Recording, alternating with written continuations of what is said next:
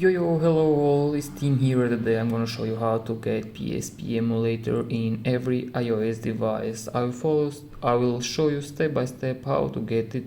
So what you need to do, guys, is just follow me. But first of all, let me delete the PSP Emulator from my device just to show you that the PSP Emulator is installed correctly in my device.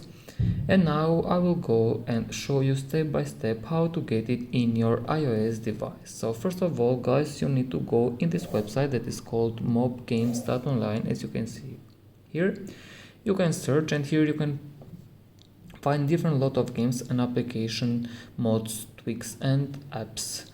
So we will go with the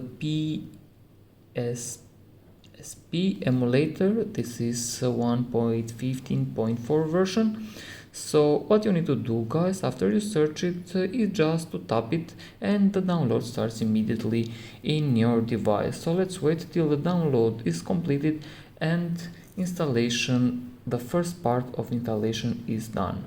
So let's wait.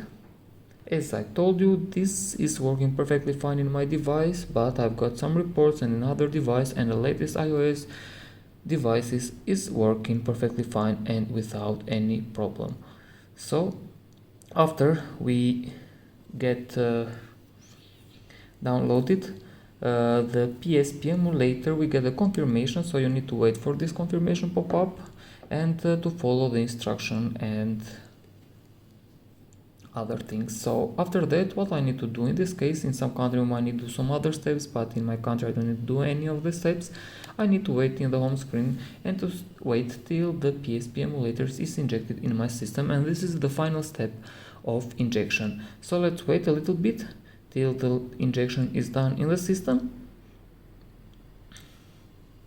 As I told you, this is working perfectly fine. As you can see, the PSP Emulator is installed in my device.